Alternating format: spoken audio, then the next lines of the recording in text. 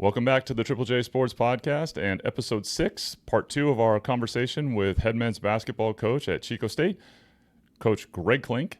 I'm not going to say much more. I'm going to let the man speak through a really fantastic video that you all should have the fortune of watching. So without further ado, let's get into part 2 and episode 6 with Coach Greg Clink.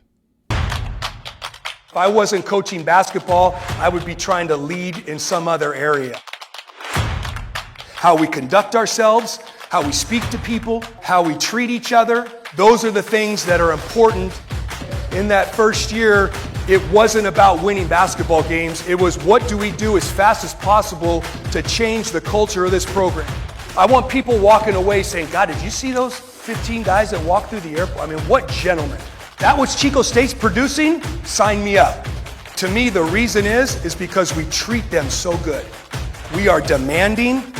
We hold them accountable, right? It's not all fun and games, but at the end of the day, to a man, everybody in our program is treated with respect, with love, and that's not a word I just throw around. I love my guys. I love them. I build great relationships with them, and I love them, and I treat them well. Having a vision is great. That's the number one thing I think in building great culture is you got to see what it looks like. You got to know what it looks like. But if you're not willing to be stubborn and hold your people accountable for your vision, then the vision's pointless. So my point is to build great relationships with the people in your organization, and your culture will be that much. I don't know if you remember this, but it stuck out for me because it's exactly what you just touched on.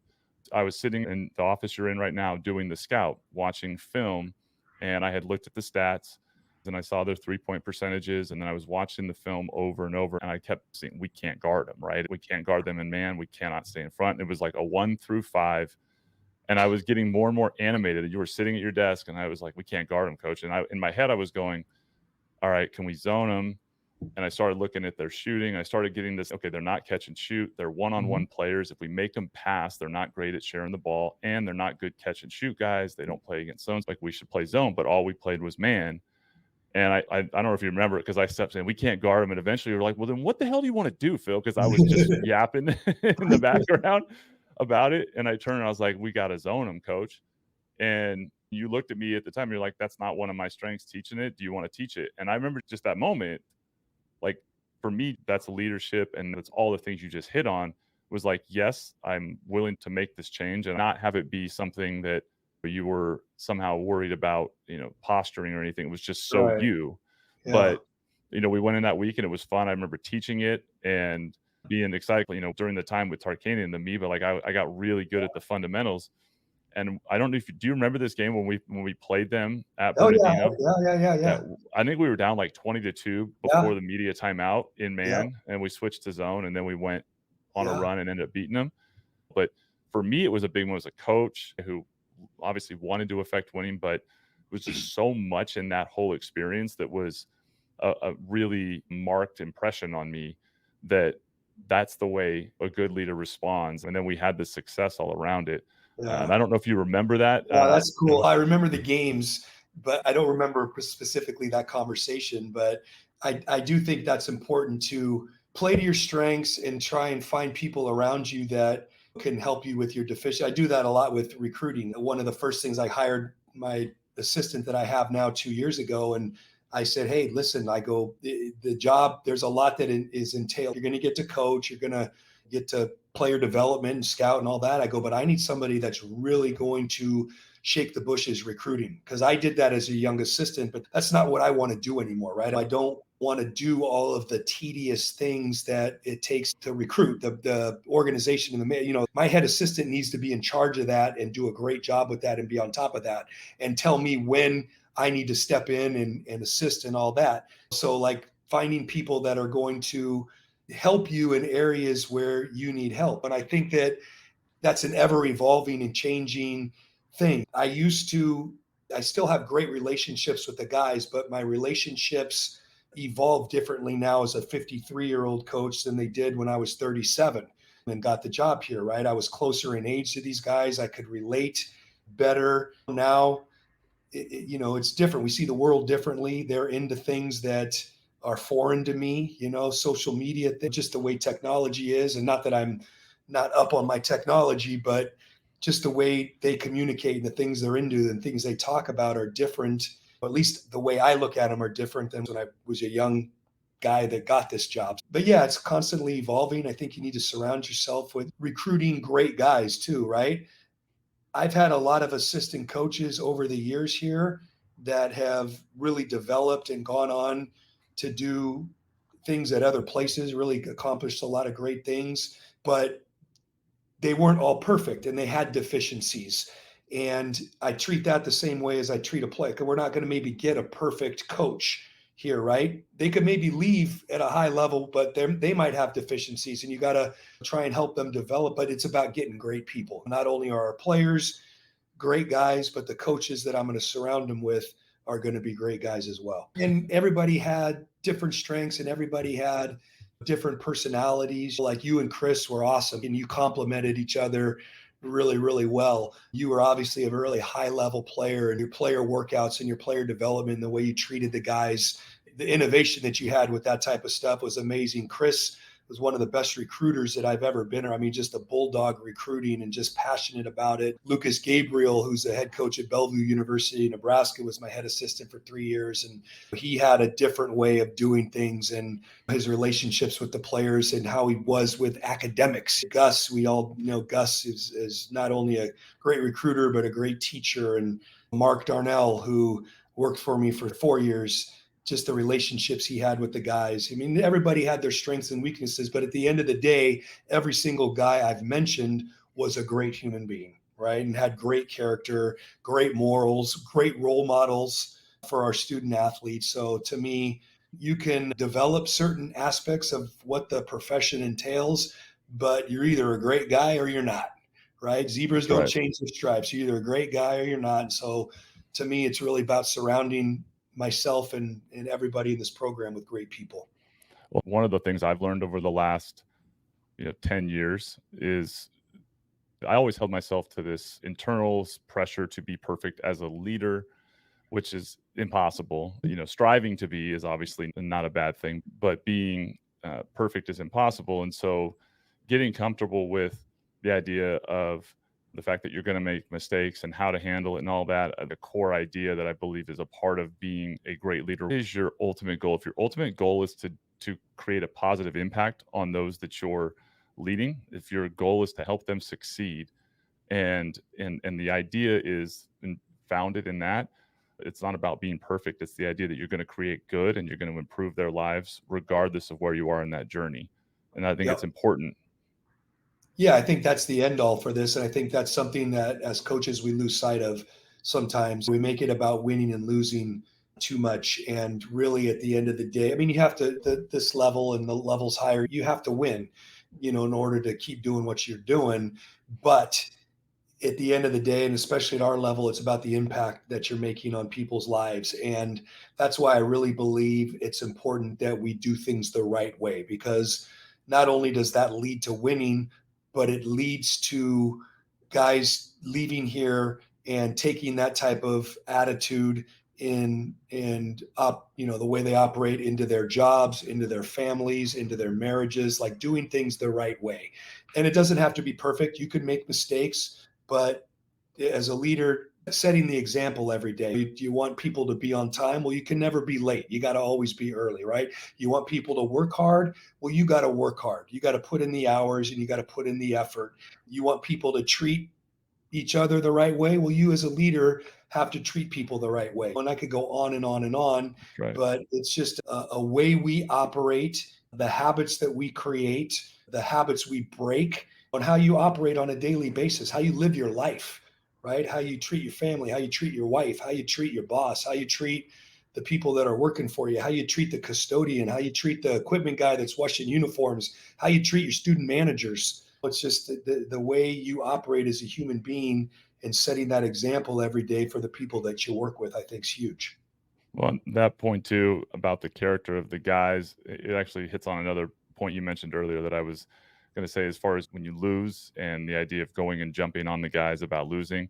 Certainly when you win, they're more receptive confidence wise to being coached, right? They're in the right state. When you lose and you have done what you've done culturally, and you've committed to the fact that the guys that are in that locker room all think the same way, all have the same desire to win, then you don't need to go in and jump them, because you've already filtered out those that you need to jump on because they weren't committed to winning. So you don't have to question. If you're in a locker room where you haven't filtered out cultural cancers, so to speak, right?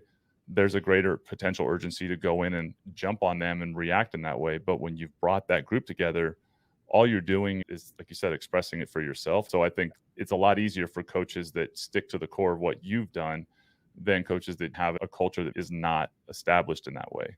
Well, and when you have a great culture, we'll use Amir. I know you had him on the podcast a while back. We use him as an example. When you have great culture, a lot of the things that need to be corrected or mistakes that happen are corrected by the guys, right? They're corrected by the players. And I can remember a specific example. This had to be in my third, fourth, fifth year of coaching. I can't remember. Amir was an upperclassman, but he had grown up in the program. The culture was really, really good. And I can't remember who it was, but I remember walking into the gym one day and somebody was off task. And Amir looked at me right as I walked in the gym, and I start making a beeline for this guy, right? And Amir just kind of puts his hand up to tell me, you know what, I got this. He puts his arm around the guy, walks him to the end of the gym. And I don't know what he said to him. Basically, he was saying, that's not what we do here. Here's how we do it. Walked him back to where he was. The guy was on task, right? And he did that so many times. And I've coached a lot of great leaders. Jay Flores was a great leader. Amir Caraway was a great leader. Isaiah Brooks, who I coached recently. I mean, I'm going to leave a few guys out. And of course, too many to list. Yeah, but they all did it differently is my point, right? They all had different ways of doing it. And then the other thing that you just touched on was having everybody pulling the same direction. And we have that most of the time. Now, there are times when we have guys that make mistakes and sometimes have a different attitude than they need to have. I mean, but we address those things. And when we do have those type of situations and we've got 12 guys pulling in one direction and one guy pulling in the other direction, we address it, right? And we deal with it. And there's a lot of different ways that we deal with it. Usually it starts with a conversation, but it's not perfect all the time. And I talk about this. I'm always looking for issues, right? I want things to go well all the time and I want things to be smooth, but I'm always looking for issues. I'm always asking my assistant coaches throughout the year, what's going on with, because they'll come to assistant coaches, what's going on with this guy? Or what do you think about, am I seeing something that you're not seeing with this guy? Does this guy pouting? Is this guy having that? I'll bring certain players in and I'll say, what's going on in the locker, right? And I call it confronting the snowball. Okay. And so I'm always looking for these snowballs to get rid of before they roll down the hill and become an avalanche, right? So I'm always looking for problems. And when I find those problems, we're addressing them really, really quickly, right? I think one of the biggest mistakes you can make is you got a guy or two guys or whatever the issue is, and you don't want to deal with it. So your reaction is, well, if I let it go, it'll go away, right? If I let the problem go, it'll go away. Very rarely does that problem go away. It just manifests. It becomes bigger. So really trying to find those issues when they're small and squash them and deal with them.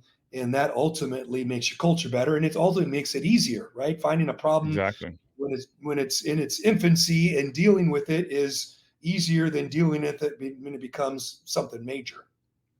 Without a doubt. And that's a product of not measuring whether you can relax in wins and losses. Sometimes you have more issues after wins than you do in losses. The alignment and getting in front of that, building a culture and a program takes time, because the more of those things that you have in place, you start to refine some of the smaller details till you eventually are really narrowing it down. I joke about it as someone in any leadership role, your greatest value is being there for the problems and being there to help steer the ship when that happens.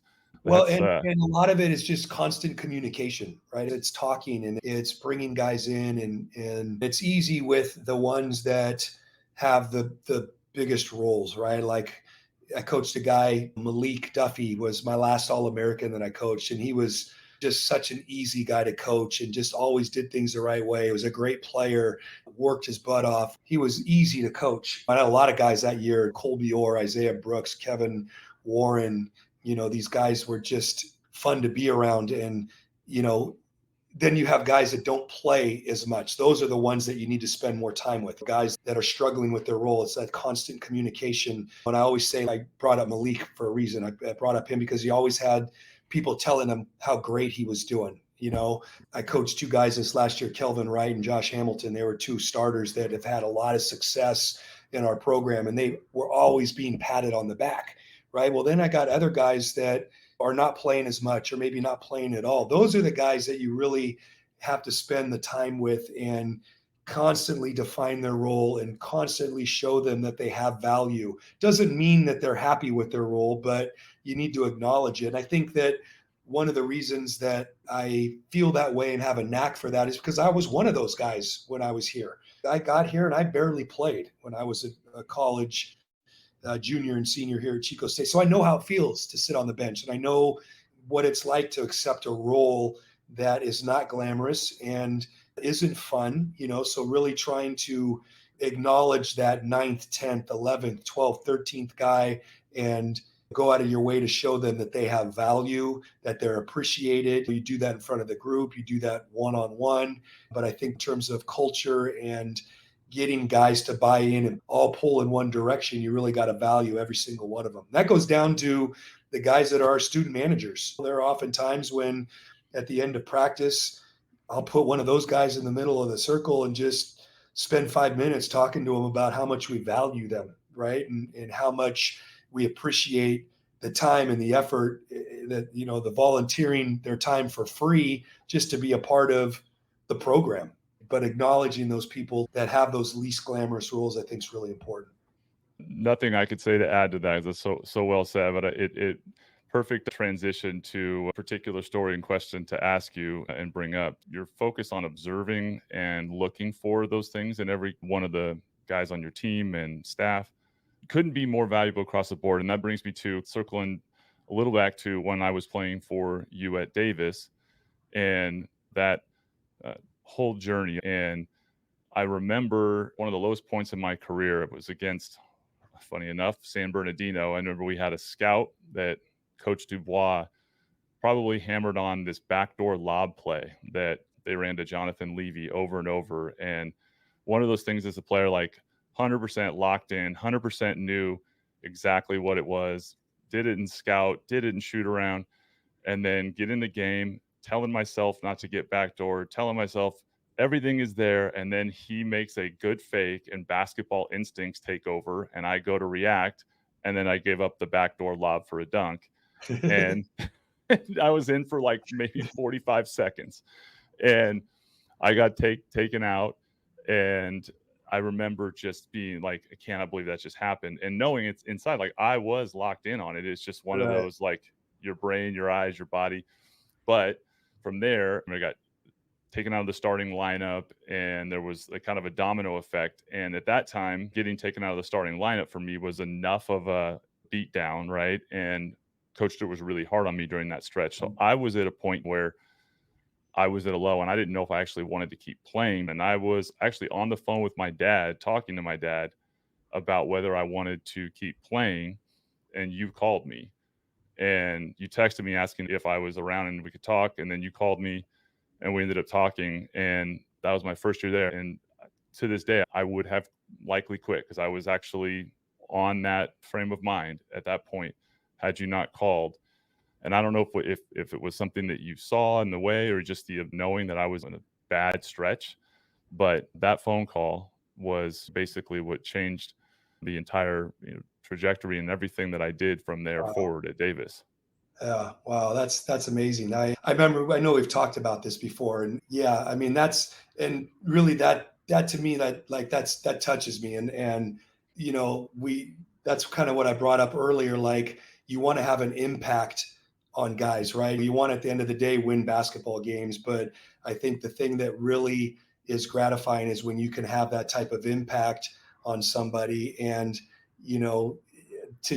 I love that you shared that because I think as coaches, we have that type of impact on guys a lot, but we never hear a story like that, So Yep. for you to relay that's awesome. And I can't remember the exact conversation, Phil, but I know exactly where I was when we had it. We had just bought a house in downtown Dixon, and it had this big, beautiful porch. And I can remember sitting on my porch talking to you, and I knew you were struggling, and it was a difficult time for you. But anyway, I appreciate you sharing that story. It makes me feel good. And, I hope that that's the type of impact that I have on a lot of guys, and as a coach, that's the type of impact you want to have on people. And, you don't want people to struggle like that, but when they do, recognizing it and, being there for somebody. And I've had people in my life that have done that for me, and as a player, but also as a coach, when I've struggled with times, there's people that, either have reached out or I can call that can kind of help me through it. So anyway, I appreciate you saying that. Oh, absolutely. The idea at that time, what I needed was encouragement to just like, what am I going to do about it now? Right. And feeling like I still had value and that this wasn't, and all of those things. And just the fact that you saw it and called was obviously a big piece of it. And I saw you do that with so many guys at Chico, and I saw behind the curtains of it. And it's funny because I talk a lot about this when you're a player, and even the mature guys that are really grounded in terms of who they are and are leaders, like, you're still as a player trying to get through the moment, right? Like, because you're being put in adverse situations. And so a lot of times the lessons that you're learning, you don't fully understand until you're, able to step back. And that allows you to mature and grow over time. And so, like, the times at Davis, there was so much that was being learned, but most days we were just trying to get through it, right? Because Survive, those yeah. those were just brutal. I mean, most of us pretty much just envisioned the 5 a.m. workouts, which I know you had a hand in those workouts. So I don't fully give you a pass on some of those, but I got to ask you, let's have an honest conversation about the bricks. I Okay. mean, like, what did you really think of us carrying bricks around for an entire season during that first year at Davis? I thought it was interesting. And I think that a lot of what you guys went through, especially in those first couple weeks, it was intense. And there were days when I felt sorry for you guys. But I think in the big picture of the thing, some of that was necessary to establish and change a culture. We were in that transition from Division II to Division I. There was some things trying to be established in terms of intensity level. And I knew you were new to the program at that time, but the bricks were interesting. My favorite brick story was Ryan Moore. Okay. So, and I don't know, I'm sure you I remember know this. where you're going. We were on the track one morning early on, and Ryan Moore was hurt, so he Yep. couldn't run. The rest of you guys are running around the track. I don't know how many laps coach had you guys run, but I've seen him out. yeah, I've seen him out, but you're running with bricks, right? I think that And was the Indian run day too. yeah, you're probably right. And if one of the bricks hit the ground, everybody had to start over. Well, Ryan Moore is standing on the infield with the coaches holding his bricks, not running, and he just fumbled a brick and it hit the ground. And we all just kind of looked at each other like, oh, what's going to happen here? And the coaches convened, and Coach Stewart said, oh, Ryan Moore dropped a brick. Everybody had to start over. And we laugh about it now, but I just saw the look on your guys' face. It's like, who are we mad at more, the coaches or Ryan Moore for not being able to hold on his brick in the infield? So Holy the Ryan and I coaches. talked about this too. Like, I think that Ryan was probably more pissed than anybody, but yeah, Yeah, funny we were moment. pissed at the coaches. Yeah, because it was he tied his shoe, so he set his bricks down to tie his shoe, so it Oh, is wasn't that even what like it he was? dropped it. Okay. Yeah. And yeah, I remember. This was 22 years ago, something like that. Yeah. So my memory's a little foggy, No, but I had forgotten about that one, so that's funny. The one that I would tell is down in Lower Hickey, where we were doing sprint ladders with the bricks, and it was the 5 a.m. and I remember, I think we went up to 21, and so I think we started over a bunch of times on the sprint ladders, completing it. And so it was already grueling, and then we got all the way up to 21, and we're back down, and I'll never forget the sound of Ramel dropping a brick. And to this day, it was like an atom bomb going off in my head Oh, because I I heard remember it. this one. Yeah. And he picked it up so fast, and I wasn't looking at him, but I heard the sound, and it was like the sound of terror to me at that point. And I looked over and I saw Kuba, and I saw the look on Coach Kuba's face, and it was just like, I think he wanted to be dead versus be there because he didn't want to have to acknowledge that just happened. Right. And Coach Stewart goes, Coach Kuba, did a brick just fall? And it was like he wanted to say anything in the world other than yes. And Yeah. I was just sitting there like, this isn't going to happen. And we ended up starting all over again. And I mean, Ramel it was like he was on the verge of passing out. So it was just Well, I that will was say, what I remember. yeah, I will say that what that experience did, I think really showed just how tough you guys that made it on the other end. And a lot of what I think Coach Stewart was trying to do is he was coming in and he was saying, okay, who really wants to be here and who is tough enough to handle what we're about to do as a program. That transition from Division II to Division I was not an easy deal, and he needed a group of tough-minded, physically tough guys that could handle what was going to be done in that transition. And what it did was it showed who could handle it. It showed who mentally could handle adversity, who physically could handle adversity, who could handle coaching. So it's a credit to you guys that you were able to attack it the way you attacked it. The one other funny story about that I remember, and you probably tell it better than me, but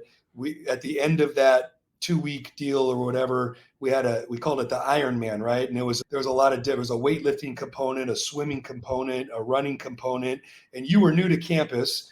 And one of the things that we had you guys do is run out to one of the towers, pick up something and bring it back, right? And correct me if I'm wrong, but you got out there and Gus Arginal, you didn't know how to get back to the gym, and he pointed you in one direction and took off in another direction. Is that the way it happened? And left you in the middle of campus so that he could win. I think he won the Ironman competition. He did. I think you had an issue with them. Rob Eson had an issue with them in the swimming pool, but yeah, anyway, those are one of the. No, that's exactly right. And I considered myself to be very smart at the time as far as like, oh, I got this figured out.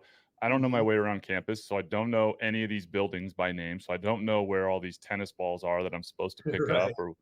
So let me pick the guy that's going to go at the pace that's going to be competitive enough and knows where they're going. So the logical choice is the senior, Gus Argent, Right. who's also one of the most fit dudes on the team for all this. Yeah. So he's the guy I'm going to follow.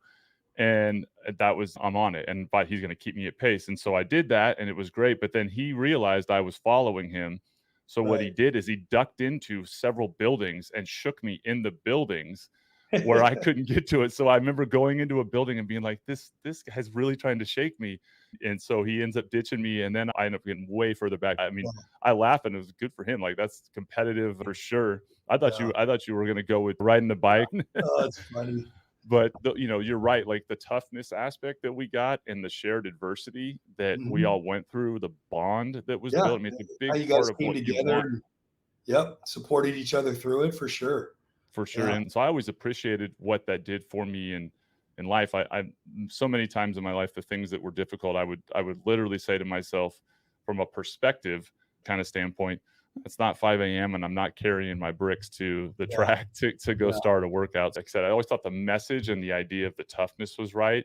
But as a guy who loved the games and wanted to play in the games, like I was always thinking, like, how's this going to help us win? Right. But like, what the purpose was and some of the things they all created a sense of confidence that there wasn't a whole lot that we couldn't get through, right? That we couldn't, we might not have gotten. You weren't going to face something in a game that you hadn't faced in practice. You weren't going to have adversity in a game that you hadn't had in practice.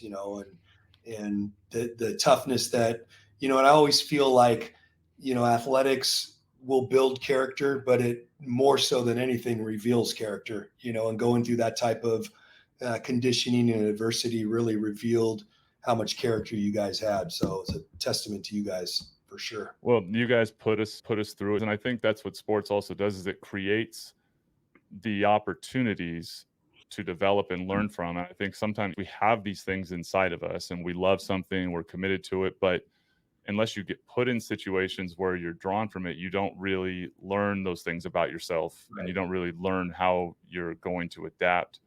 And I think that's why sports are so important for kids, is to develop those so that you have experiences to draw from in real life. And when you take guys in, I think that piece you touched on earlier about dealing with all sorts of different types, like using the Davis group and your Chico guys, you coach all sorts of types of kids with different personalities and different individual leadership styles as players at that point, and are at different stages in their ability to be leaders. And the understanding of how great leaders create more leaders, and a great culture creates more. Do you, as a coach now, and from the start of your career to where you are today, have any like notable differences in how you approach the process of creating leadership with guys and teaching leadership with guys? I think that there are different leadership things you can pull out of guys, but I really believe that leadership is either in you or it's not. And I think that it has to be that way. Not everybody can be a leader, right? We need followers in this world.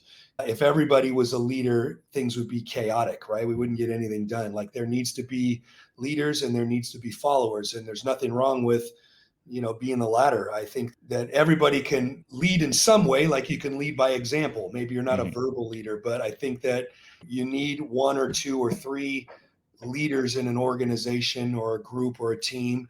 And then you need people that are going to follow good leadership. I'll give you an example. So Jay Flores was a senior on our 2012 championship team, right? He was an exceptional leader, like really, really good. He was admired and loved by his teammates, a really hard worker, set the example every day, but wasn't afraid to speak his mind. And he would be hard on his teammates at times when it was warranted. When he graduated in 2012, I really thought there was going to be a leadership void going into that next year. We talked about that year after where we struggled at times, or it was actually the following year. We had DeMario Sims, who was a great leader. And then when DeMario graduated, that was the year I thought we were going to have a leadership void. And we had Amir Caraway, Sean Park, and Rashad Parker were seniors. And I honestly didn't think that any of them could lead. And so that whole spring going into their senior year, I met with them once a week, and we talked about leadership, and there was a different leadership, thing that I was going to, lead them talk them through each time. But I was worried about the leadership part of it. I couldn't have been more wrong. Like, those three guys were three of the greatest leaders that we've ever had. Now, they did it differently than DeMario. They did it differently than Jay Flores. But I gave you an example of the way Amir led, right? He would lead, he'd put his arm around you, and, he knew how to get something out of you, but he wasn't going to yell at you in front of the group. Sean Park was a little more forceful, right? But he would speak up, but he had a way of leading. Rashad Parker had a way of leading. But those three guys, we won a West Region championship in 2014 with those three guys as our leaders, and they were some of the greatest leaders, and I didn't think they were, right? So it's hard to tell sometimes until you put those people in a position what they're going to do or how they're going to lead. And it's been that way throughout my career. You have guys that, their freshman, sophomore year, maybe you don't see their leadership qualities, but then all of a sudden the leader leaves and they're forced into that role, and some of them sink, some of them swim, but until you're put in that position, you really don't know what type of leader you're going to be. But yeah, to answer your question, do we do things to break? Yeah, it's a constant conversation. Like, how are we going to lead today? I can remember one guy in particular who wasn't a great leader, but wanted to be, but he'd bark at everybody and he would tear you down before he built you up. And one of the things that I was constantly telling him, I go, you got to treat your teammates like bank accounts, right? If you want to get something out of them, you need to invest in them. You need to say 3, 4, 5 positive things to this guy and build him up before you rip him. Right. And this one guy couldn't get it. Right. He couldn't get it, and he wasn't a very good leader. But that's one example of something I tried to do, like how many positive things can you say to this guy before you say something negative to him. Maybe he needs to hear something negative. It's or constructive criticism at some point. But unless you build him up and unless he trusts you, you're not going to respond the right way. You're not going to get out of him what you need to get out of him in order to get him to that level competitive wise, unless you build him up. So that's just one of many examples. But yeah, we constantly talk about leadership and, what can you do as a leader and how you're going to set the example every day. And, how are you going to be this? You got to be the same person every day. You got to lead every day. It's not something you can do 3 days in a row and then you have a bad day and you take the day off. We've dealt with that with certain guys. It's easy to lead when things are going well for you, but what are you going to do and how are you going to lead when things aren't going well for you? For sure. Well, I think leadership is always something that you innately have that desire and that ability and that balance of an ego that wants to be in that leadership and feels like you have value to offer. And I think the understanding that at times you have to follow, right? Like I've always said, I think I'm always at my best when I'm both a leader and being led, and I'm in this balance because I think they bring different things out in you. I think when you're leading, it requires a higher level of accountability. If you respond in the way, like if I say this should be done, or I'm holding someone accountable to this, I definitely can't not be doing it myself. I have to set that example. Yep. And when you're being led, it's the opportunity to learn, right? It's the opportunity to grow and experience new ways of doing things. And the thing that I feel like is getting talked about more of is emotional intelligence, right? Which is essentially the thing that I think differentiates the good leaders that have the foundation of they're accountable and they lead the right way, and those that struggle because they don't know how to relate to their teammates. And the only way they lead is the only way they know how to communicate, instead of understanding that it's not about your approach. It's really about reaching each guy. Yep. And so teaching emotional intelligence and learning that is, I think, one of the things that guys pick up on being around great leaders and then, come into their own afterwards. Yeah, I agree with that 100%. And I think the other thing that, at least how I approach it, is I don't push leadership either. Like I don't, we had, 2 seniors last year, and, one of them, great player, like one of the better post players I've ever coached. But I mean, he point blank told me, he goes, I don't want to be the leader. I don't want to be but he's a guy that would do everything right all the time. Like he set a great example every day. He worked hard every day. He competed hard every day. He spent time working on his game. Like he did great academically. I mean, he was just a great guy and did everything right all the time, but he didn't want to be the guy that spoke up. He didn't want to have to be hard on his team. And so I like that. That's fine. Just keep doing what you're doing, right? Set the example every day. I don't need you to be the vocal leader. We'll find somebody else to do that, hopefully. And I've coached some great teams with great leaders, right? But I've also coached some great teams that haven't had great leaders. And I think my job in those situations is to recognize that. And there are times when, like, okay, we don't have a leader. I'm going to be the leader this year, Mm-hmm. and I'm always leading the program, but I'm going to be the guy that speaks up. I'm going to take more of an active role in the locker room. I'm going to be, the guy that has to send the message before practice and after practice, because we don't have somebody on our team that is either willing to do it or very good at it. Right. And you want to try and recruit leadership, but that's hard too. It's hard in the evaluation process to always get that part of it right. So you try and develop leadership as best you can. You try and recognize who has innate leadership qualities and bring those out in people. But you also got to recognize that sometimes, you don't want everybody leading. And just because they're an upperclassman or a senior doesn't mean they're the leader, and sometimes you have to take a different role as a coach when you don't have natural born leaders in your program as well. Without a doubt, that skill set is evident in the Coach Clink tree, right? As far as of all the guys that you've been responsible for leading, coaching, and all the leaders you've produced, and how their experience is in gratitude and appreciation. So it's an absolute honor to have been a part of your tree and to have played for you and to have been able to kind of have the relationship in multiple levels. Well, I appreciate you, Phil. I love you and appreciate the person you are, the family man you are. Our time, I cherished our time that we got to work together, cherished coaching you. You're a joy to coach, a joy to work with. So I'm excited about your podcast and your new venture here, and just appreciate everything you've done and who you are and all that. So good luck with everything, and thanks for having me on. Appreciate you, Clinker.